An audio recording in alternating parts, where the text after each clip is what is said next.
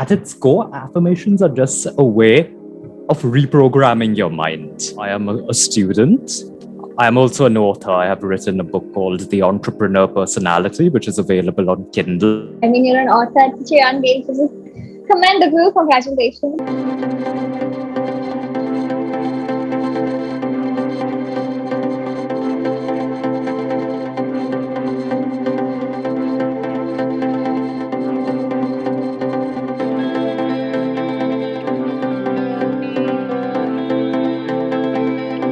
When did Thank you. start your affirmations journey? About 2 years ago.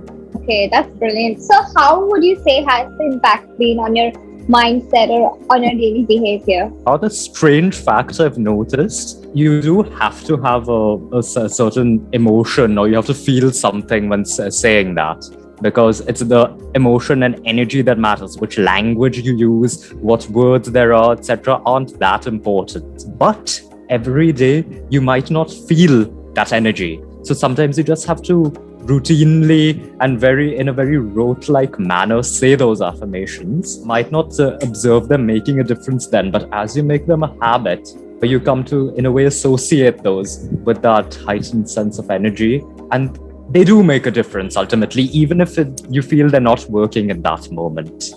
Yeah, I totally agree with what you said. There are some days where I don't feel like I am the best person in the world, or like I can be productive. But just saying that, I think somewhere eases you and you're like, okay, doesn't matter even if I'm not productive today. Yeah. So which are your favorite affirmations? My favorite ones are those which validate emotions that I'm going through, especially unpleasant ones. Because in that moment when you're feeling a particular unpleasant emotion, one that you wouldn't want to feel, like jealousy, resentment, or any other, when you say, I accept whatever I feel and I allow myself space to feel those affirmations along those lines, those are my favorite, because you don't fall into the whole line of toxic positivity, which has its own problems. It's ultimately better in the long run for your mental and spiritual health.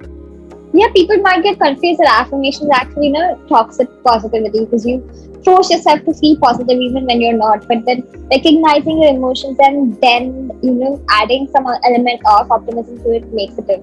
Any last tips for newbies who are starting their affirmation journey?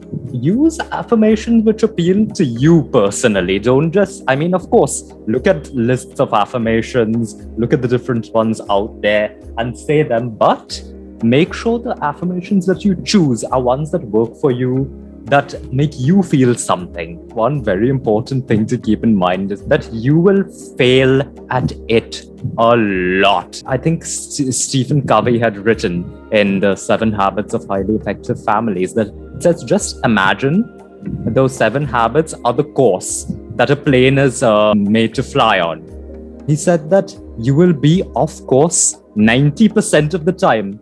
But so what? It's that 10% which matters. So don't worry if you fail at it or find yourself not being able to apply those.